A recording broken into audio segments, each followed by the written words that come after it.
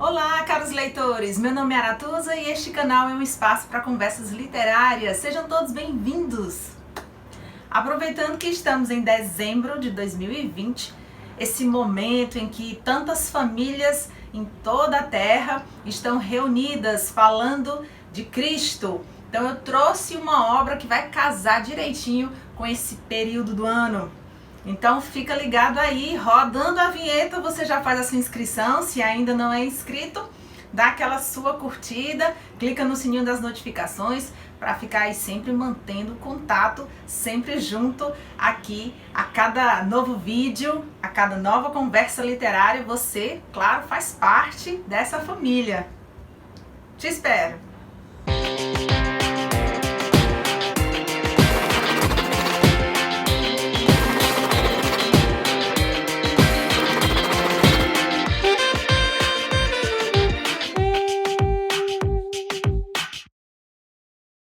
E aí, caros leitores, de volta aqui ao vídeo.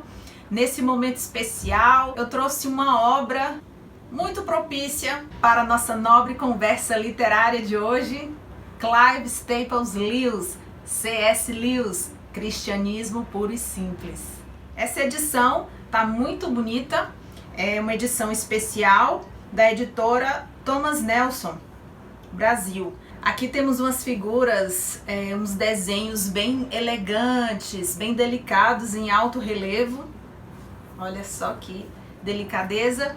E aqui uma cor tão forte, uma cor de uva bonita, então capinha dura. Então tá bem bonita essa edição. Aqui nós temos 4 livros. Então nossa conversa hoje vai tentar abranger todos eles. Olha só, em um dos períodos mais sombrios da humanidade, a Segunda Guerra Mundial, C.S. Lewis foi convidado pela BBC a fazer uma série de palestras pelo rádio com o intuito de explicar a fé cristã de forma simples e clara. Mais tarde, ajustado pelo próprio Lewis, esse material daria origem a Cristianismo Puro e Simples, um grande clássico da literatura, sem dúvida alguma. Então são 4 livros aqui. C.S. Lewis é um grande escritor, representante da cosmovisão cristã, traz em sua apologética explicações, definições sobre o cristianismo de uma forma brilhante, de uma forma muito inteligente, muito clara, e sua literatura vai além do público cristão. Sua escrita também caiu no gosto de todos aqueles que são apreciadores da literatura fantástica. Crônicas de Nárnia também fez um grande sucesso e caiu nas graças do grande público. Também escreveu Cartas de um Diabo ao seu aprendiz, vou trazer aqui também no canal, A Abolição do Homem, obras que são bem-vindas por toda a comunidade literária. C.S. Lewis foi grande amigo de Tolkien, o criador, o autor de Senhor dos Anéis, e essa sua amizade influenciou na sua conversão. Ele era ateu convicto e aí foi fazendo uma transição para o teísmo e finalmente se declarou mesmo como cristão. Ele também recebeu influências de Chesterton, também uma contribuição importante na sua conversão. Sua literatura, escrita de uma forma tão inteligente, agrada os leitores de forma geral. C.S. Lewis começa fazendo uma abordagem sobre a lei natural. Nos antigos escritos, tudo era regido por leis como a lei da gravidade, a lei da hereditariedade, as leis da biologia, as leis da química. Então todos os seres estavam submetidos a estas leis. O ser humano, ele foi se deslocando ao longo do tempo e a lei para ele era a lei natural do certo e do errado, que passou a se chamar a lei da natureza humana. Então, enquanto todos os seres se submetem às leis, a lei da gravidade, claro, todos nós nos submetemos a essa lei, hereditariedade, enfim, leis da química.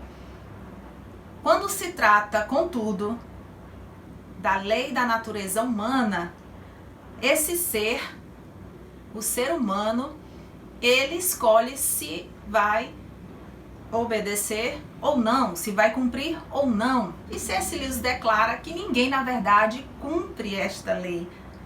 E há um conflito, uma percepção que é real. Nós não conseguimos cumprir, de fato, a lei moral. É o que ele chama aqui de lei da natureza humana, a lei moral, que internamente todos nós conhecemos, todos nós sabemos da existência dela, mas nós de fato não conseguimos cumprir, não contemplamos essa lei na sua totalidade. Apesar de ser algo comum, como ele declara no livro 1, se estudarmos todos os povos, vamos perceber que há semelhanças.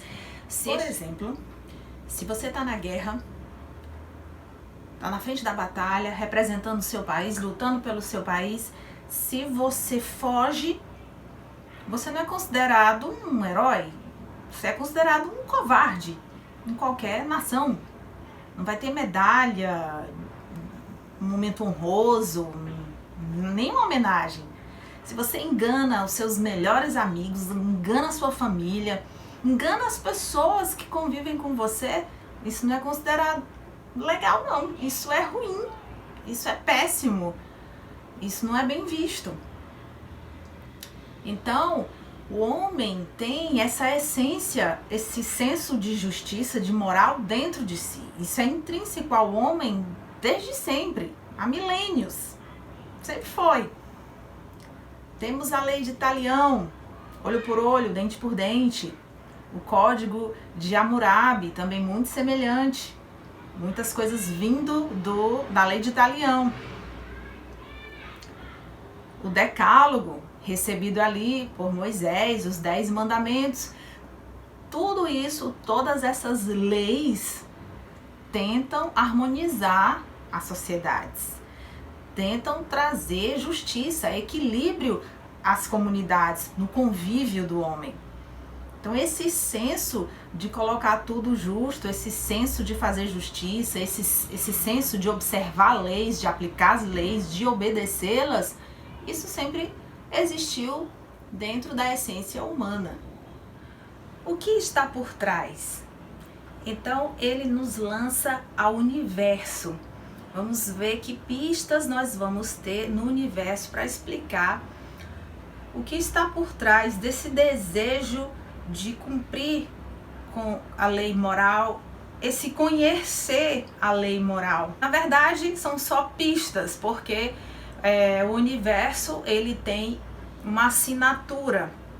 Ele foi feito por alguém que, dentro da teoria da evolução criativa ou força vital, para essa teoria existe uma mente por trás da criação, existe um intelecto. Então ele coloca isso à prova. Se existe uma mente, um intelecto, essa mente não pode ser vazia, ela precisa ter um conteúdo, uma coerência, um sentido, uma moral. Mas tudo que nós temos é o estilo dessa personalidade, desse artista que criou todo o universo. Mas nós sabemos pouco. É como entrar numa casa muito bonita, perceber que a engenharia é muito boa, a arquitetura da casa, o design, a decoração, tudo é muito bom, mas não sabemos quem são os profissionais que fizeram, a menos que eles sejam apresentados a nós e eles falem um pouco das suas vidas, da sua história, do seu profissionalismo, da sua carreira. Aí sim nós passamos a conhecer dos profissionais que construíram a casa.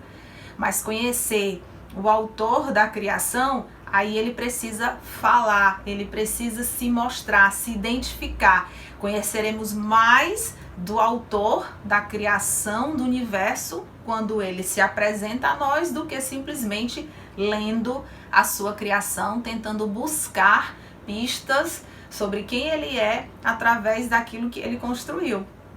Então, já com a figura de Deus formatada, nós temos aí duas visões, pelo menos. A visão panteísta de que esse Deus, esse autor de toda a criação, ele está muito além do bem e do mal.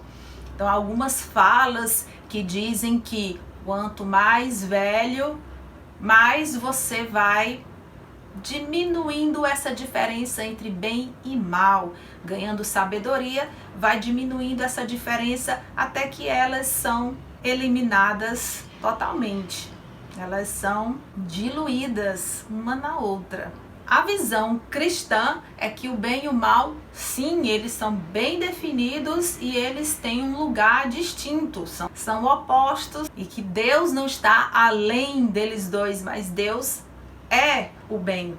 Então, para o cristianismo, o dualismo continua valendo, o bem e o mal. E o bem, ele é autêntico, ele é original em si mesmo, e o mal é apenas uma perversão, uma distorção daquilo que é bom. Aquilo que é pervertido, aquilo que é danificado, é porque um dia ele foi íntegro. Então o mal é um parasita do bem. E que se você for relativizar, o bem pode ser bem para mim, mas pode não ser para você. Se você começa a relativizar, então essa figura de divindade, de Deus, do que é bom, isso vai se perder, porque aquilo que é Deus para você, o que é bom, justo, pode não ser para N pessoas. Então a anulação desse dualismo vai anular a própria figura desse autor de toda a criação. Então, para o cristianismo, Deus é sinônimo de bondade, é sinônimo de justiça. E o mal é aquilo que se alimenta do bem, que suga do bem, que distorce aquilo que é bom. C.S. Lewis segue mostrando que a moral é algo tanto individual como coletivo. É como numa banda, cada um com seu instrumento, com a técnica apurada, tocando de forma habilidosa, em harmonia com o restante dos integrantes. E toda a banda toca de forma individual e também coletiva. É jogo limpo, como ele coloca aqui no livro. É jogar limpo. A moral exige isso, tanto no seu individual como no seu comportamento com as outras pessoas. É como estar no navio, ele também coloca essa ilustração. Todos no navio, todos fazendo o seu papel, cada um em determinado ponto, fazendo o navio funcionar, com a sua técnica, com a sua habilidade, e isso de forma individual, também promovendo um benefício coletivo. E o navio tem que ir para algum lugar, e esse lugar é a moral, é aperfeiçoamento de todos. Então, os 4 livros aqui, com essa carga cristã, com toda essa explicação do cristianismo, vai sempre dialogando com a filosofia. E os temas continuam sendo desenvolvidos e trabalhados. Ele fala do orgulho, fala do perdão, fala da figura de Cristo como sendo gerado por Deus. Não é gerado de homens, mas é gerado por Deus.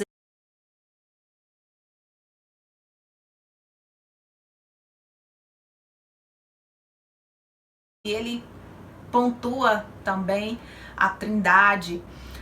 Interessante como ele coloca também o tempo para nós e o tempo para Deus. É como se colocássemos uma linha com o passado, o presente e o futuro.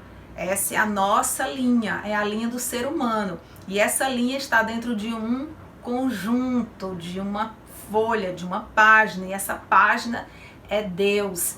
Ele é atemporal, ele é externo a esse nosso tempo. Então ele percebe todas as coisas não com essa linha que vinha antes, o que é hoje, o que será amanhã. Ele vê de uma forma, ele vê. Colocar isso em palavras exige um raciocínio bem arrojado. Então Deus é essa folha onde está desenhada a linha do tempo, a linha da humanidade, passado, presente e futuro. E Deus é essa página que comporta esse desenho.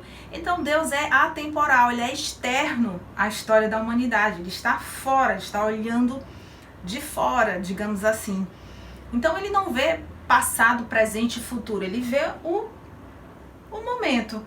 Daí entra o livre-arbítrio. Você tem autonomia para escolher o que vai decidir, o que vai fazer, e não há interferência divina caso você não queira. E esse Jesus, que foi gerado por Deus, que não é criação, ele é gerado de Deus, ele vem à Terra como homem. Então ele comporta todas as características humanas, toda a essência da humanidade estão contidas em Cristo. Então quando ele morre como homem, a humanidade está fadada também a morrer como humanidade. Mas quando ele ressurge, quando ele ressuscita, nós também temos a condição de ressuscitarmos junto com ele, porque nele estão contidas as características, as condições humanas, a essência humana, e toda a humanidade, assim como ele ressurgiu, vai ressurgir também, ressuscitar também. Esse é um grande mistério, uma grande sacada para nos trazer para junto dele, eternamente, no lugar onde não há contagem de tempo. Simplesmente as coisas são.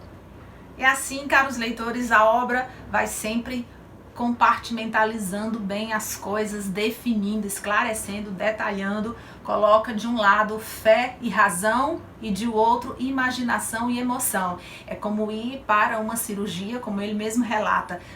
Você vai para uma cirurgia e você crê que vai dar certo, a sua razão também lhe diz isso, você está indo para o hospital, tem equipe médica, então fé e razão, ok.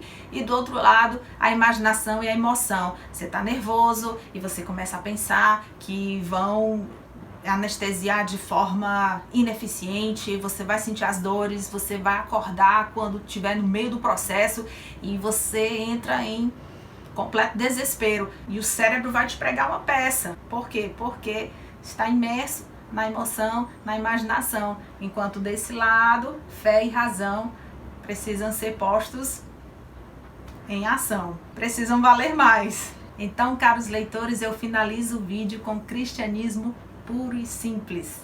Essa obra que nos esclarece sobre o cristianismo de uma maneira inteligente, filosófica e clara. Fica aqui. Continua conosco, porque você sabe que neste canal cada obra, romance, conto, poesia é uma história. Tchau, tchau.